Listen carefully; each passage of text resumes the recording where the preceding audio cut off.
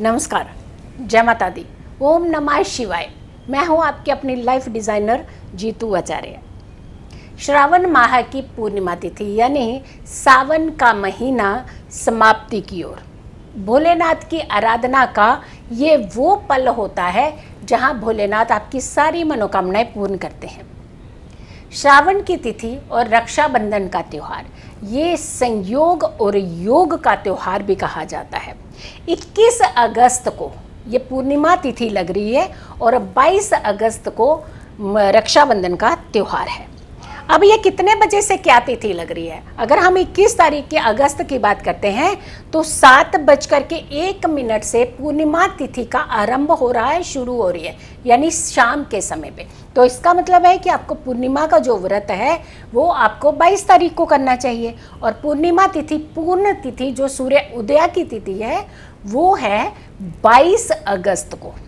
तो पहली बात तो क्लियर होगी कि पूर्णिमा जो कंप्लीट पूर्णिमा आपको 22 अगस्त को मिलेगी। लेकिन अब शाम की जो तिथि है, क्योंकि पूर्णिमा का महत्व हुआ चांद के साथ।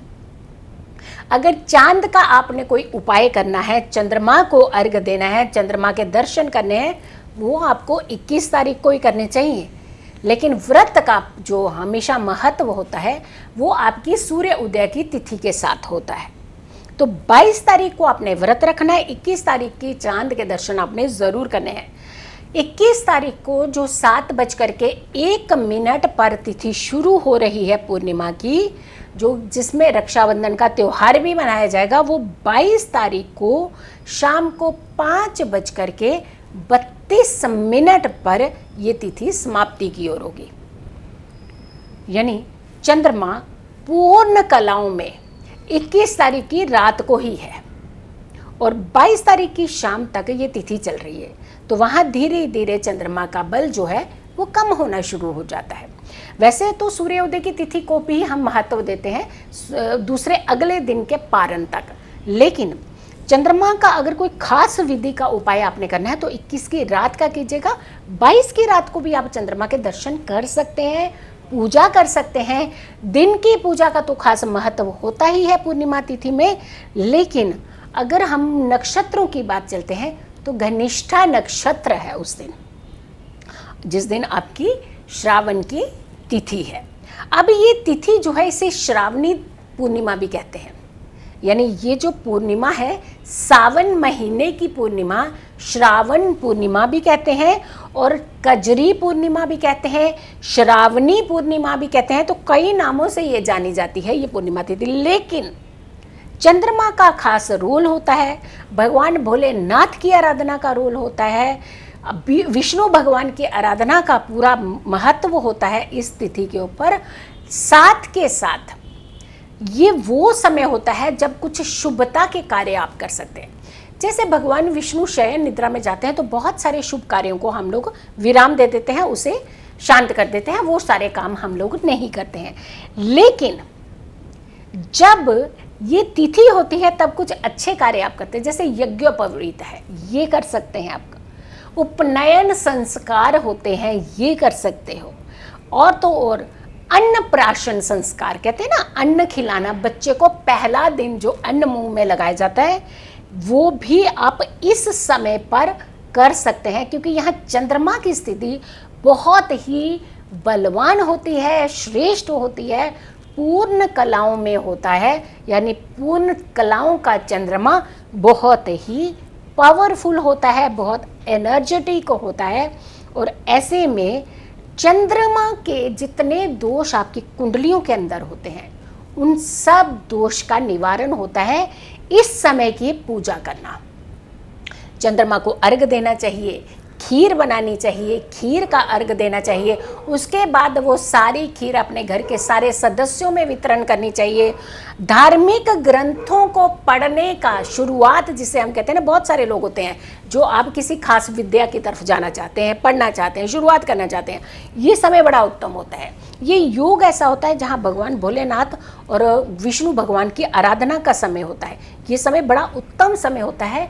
अगर आपने धार्मिक ग्रंथों को पढ़ने की शुरुआत करनी है उस समय आप कर सकते हैं। बच्चों को पहला अक्षर सिखा सकते हैं इस दिन। यानी ये समय पूरा तप, दान, पूजा पाठ, ध्यान के साथ साथ कुछ खास संस्कारों को भी आप कर सकते हैं।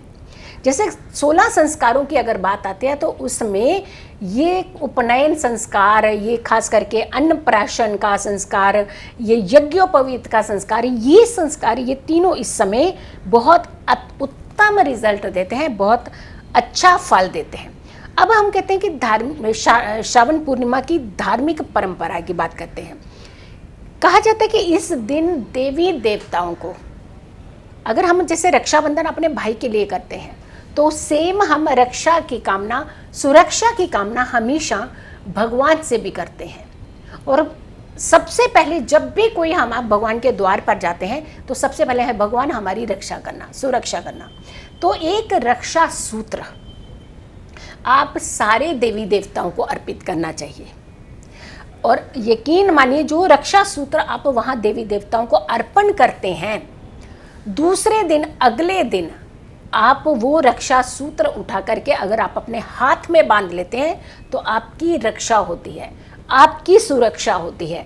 तो रक्षा और सुरक्षा सूत्र जो होता है सभी देवी देवताओं को ज़रूर इस समय अर्पित करना चाहिए।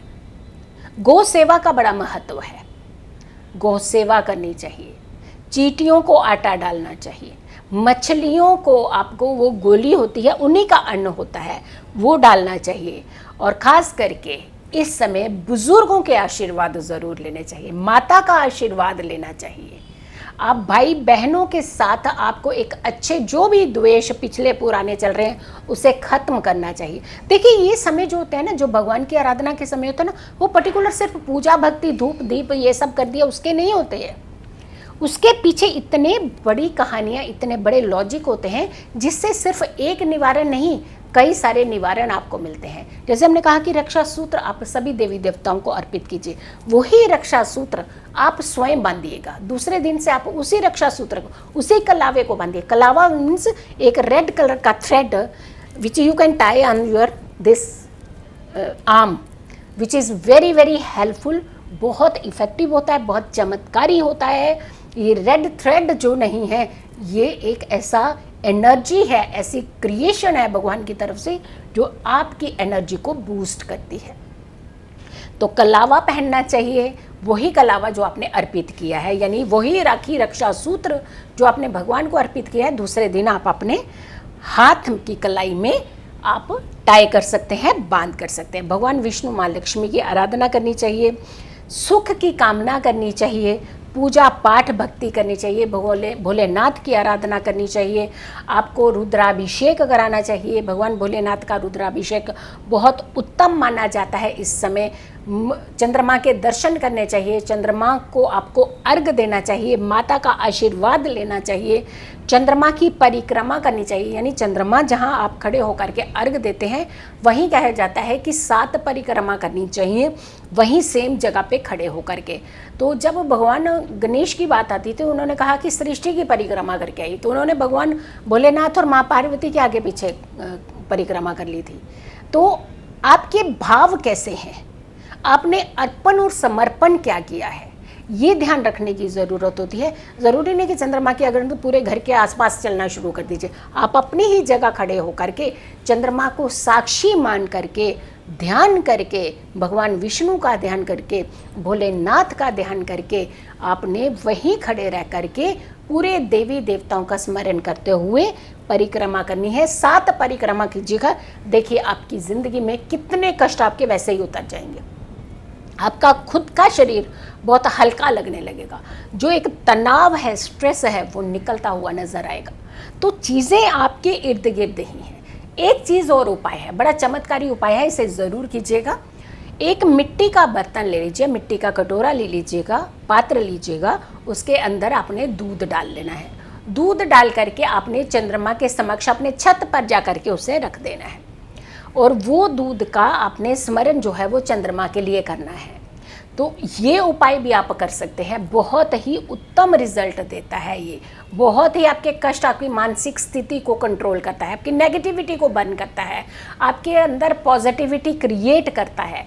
तो आप ये उपाय भी कर सकते हैं इस उपाय से भी आपको बहुत, अगर आपने व्रत रखा है तो पूरी आराधना, पूजा पाठ, भक्ति ज़रूर कीजिए। अगर आप लोगों ने व्रत नहीं रखा है तो सारी मान्यताओं का पालन ज़रूर कीजिए।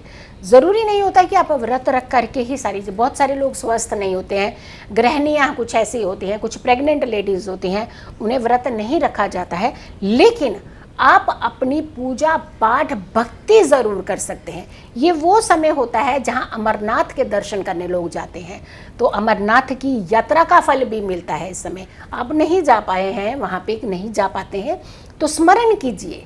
आप स्मरण सुमन जो होता है ये बहुत उत्तम होता है, यानी पूरा डेडिकेट होकर के प्रणाम करना, आस्था के सुमन भेंट करना, ये सारी चीज़ें भी आपको बहुत उत्तम फल देती है। तो सारे उपाय आपके जीवन के सारे कष्टों को दूर करते हैं। एक चमत्कारी उपाय जो आपने सबने ज़रूर करना है।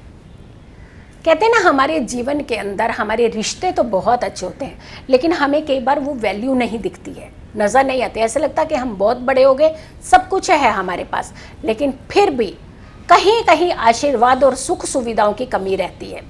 माता जी से इस दिन एक मुट्ठी चावल ले लीजिए। सब लोग अपने लिए ये उपाय ज़रूर कीजिए। अपनी मदर से, मम्मी से, माता जी से एक मुट्ठी चावल ले लीजिए, गुलाबी कपड़े में डलवा लीजिएगा, और वो कपड़ा आपने अपनी तिजोरी में हमेशा रखना है चावल के साथ। जब ये चावल ले लें तो उनको बोलिए एक सिक्का धन भी ज़रूर डालें उसमें, और ये चावल की पोटली बना लीजिए, सिक्का उसके अंदर ही रखिए, और इसे आप अपनी तिजोरी में धन स्थान पे अपनी अलमीरा में रखिए। उसके बाद देखिए कि माँ का आशीर्वाद आपको कहाँ लेकर जाता है। उनके तो आशीर्वाद में ही बहुत ताकत होती है। तो चीज़ें हमारे इर्द गिर्द हैं, लेकिन हम दूर ढूंढने चले जाते हैं। घर के आसपास ही है सब कुछ, सब सुख सुविधाएं, सब आशीर्वाद, लेकिन ढूंढने निकलते हैं कहीं दूर, हरिद्वार। तो जाइए, हरिद्वार के दर्शन भी कीजिए, ऐसी बात नहीं है, बट माँ का आशीर्वाद इस समय ज़रूर लीजिएगा। आपके जीवन में हमेशा सुखों की बरसात होती रहेगी। खुश रहिए, स्वस्थ रहिए, पॉजिटिव रहिए। पॉजिटिव रहते हैं तो हर समस्या से हम दूर रहते हैं। अगर आप लोगों ने अभी तक मेरे चैनल को सब्सक्राइब नहीं किया है तो ज़रूर कीजिएगा, इस वीडियो को ज़रूर शेयर कीजिएगा। अगली वीडियो का आप इंतज़ार कीजिए। तब तक के लिए नमस्कार।